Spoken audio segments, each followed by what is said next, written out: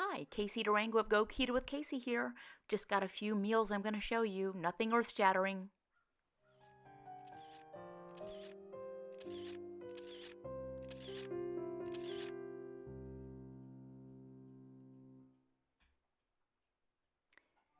You know, we eat pretty simply around here, but we eat really well. So I'm just going to show you some plates of food. Some people say they kind of like it. So this plate is starting out with some homegrown tomatoes. These are really cool tomatoes. They're called chocolate stripes, and some homegrown cucumbers. To this, I added some salmon cakes, homemade salmon cakes, super easy, canned salmon, some crushed pork rinds, and some seasonings and some egg. I think maybe that might have been the only ingredients. I'll have to look and see, and maybe I'll remember to put the recipe below, but I think I put it on my blog as well under the heading of what we eat, so it's behind the scenes. But yummy, delicious, half an avocado and some lime, and what a good meal.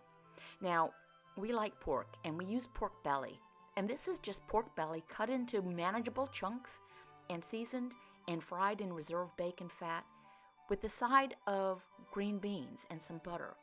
When I say we eat simply, I mean we eat simply. And this is not a large plate. It's kind of deceiving.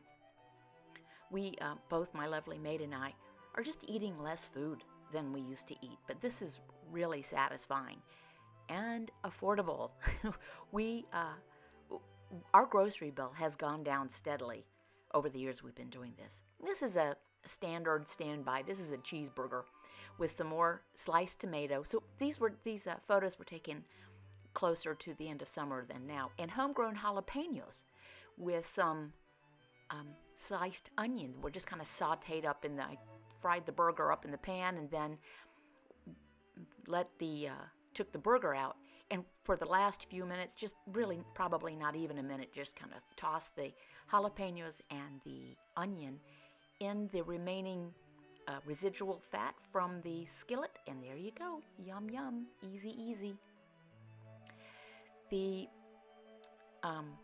garden did pretty well this year based on what my goals were. My goals were to germinate seeds, and I did. I did not plan the spacing of the plants well, particularly the tomato plants. So we've got some okra and some jalapeno you can see there. We did grow peppers and lots, 100 billion cherry tomatoes. The jalapenos I was pretty pleased with. I'm going to try to overwinter them, actually, something I've never done.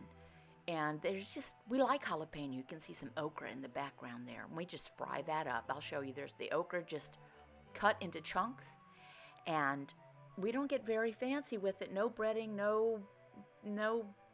obviously no breading. We don't put any kind of coating on it. And it gets thrown, like so many things around our house, food items anyway, into a skillet of reserved bacon fat. And there you go. Throw them in. And again, this is not a giant skillet. Things may appear larger than they actually are. And, the okra, we really have not eaten okra around here throughout the course of our marriage. But I thought, okay, sounds like it's easy to grow, and it was very bountiful, and it's kind of a fun thing. I even cooked some one time, just the whole okra, in an air fryer. Kind of spritzed it with a little olive oil just to moisten it just a little bit, and some salt and pepper. So you can see one of the okra chunks in the back there is already browning. So you just throw them in and toss them around, and this is down home cooking.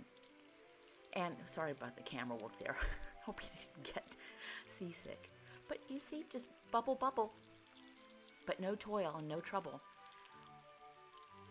Let them go and sizzle and brown. And this is probably one of the things that I've cooked that took the longest. When I cook, it is a matter of minutes from starting the meal to it's plated up. But this just took a little bit longer, so I probably should have edited that. And then throw in some more onion sauteing. These were not homegrown. I'm going to try that next year, or I guess the end of this year. They're cool weather plants. We do have scallions we grow, but as far as white onions, I've not done those yet. So maybe I'll get adventurous. We don't eat a lot of vegetables around here, honestly. Green beans, this year okra. The jalapenos are going in with the onions. I guess I spliced this. I guess I mixed up my footage.